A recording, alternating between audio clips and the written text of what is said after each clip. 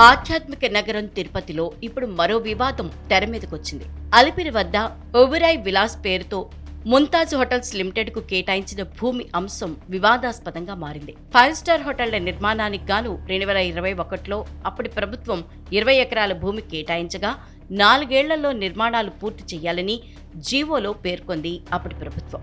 ఈ మేరకు తిరుపతి రూరల్ మండలం పేరూర్ పంచాయతీ పరిధిలోని సర్వే నెంబర్ 604లో 20 ఎకరాల భూమిని 90 ఏళ్ల పాటు లీజుకిచ్చింది. 2021 నవంబర్ 24న జీవో జారీ చేసింది. అయితే శ్రీవారి పాదాల చెంత 5 స్టార్ హోటల్ నిర్మాణాన్ని తప్పుపడుతున్న హిందూ సంఘాలు గత కొద్ది రోజులుగా ఆందోళన చేస్తున్నాయి.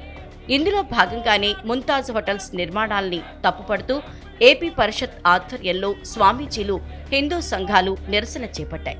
శ్రీనివాసానంద సరస్వతి ఆధ్వర్యంలో తుడ కార్యాలయం ముందు బైఠాయించాయి. ముంతాజ్ హోటల్స్ నిర్మాణానికి అనుమతులు రద్దు చేయాలని స్వామీజీలు డిమాండ్ చేశారు. గో బ్యాక్ ముంతాజ్ హోటల్స్ అంటూ ప్లకార్డులు ప్రదర్శించారు. ప్రభుత్వం వెంటనే స్పందించి అలిపిరి వద్ద జరుగుతున్న స్టార్ హోటల్ నిర్మాణ పనులను నిలిపివేసి శ్రీవారి పవిత్రతకు భంగం కలగకుండా చూడాలన్నారు. హిందువుల మనోభావాలకు వ్యతిరేకంగా వెంకటేశ్వర స్వామి పవిత్రతని భగ్నం కలిగించే విధంగా మరి గత ప్రభుత్వం ముంతాజ్ హోటల్స్కి స్టార్ హోటల్కి పెర్మిషన్ ఇవ్వడం ఇది జీర్ణించుకోలేని విషయం.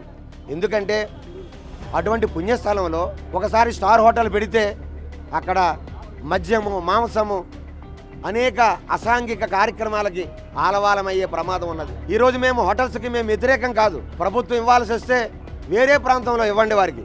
కానీ తిరుపతిలో 7 కొండల పక్కనే భక్తుల సౌకర్యం కోసం అక్కడ గోశాలను పెట్టండి, అక్కడ ఆధ్యాత్మిక కేంద్రాలుగా పెట్టండి, భక్తులకి విడిది ఏర్పాటు చేయండి, కానీ స్టార్ హోటల్స్ పెట్టడం ఏంటండి? మరోవైపు ఇప్పటికే ఈ విషయంపై టీటీడీ కూడా స్పందించింది. గత నెలలో జరిగిన టీటీడీ పాలక మండలి సమావేశంలోనూ దీనిపై చర్చించింది. ఆధ్యాత్మికత పవిత్రత దెబ్బతింటుందని భావించింది.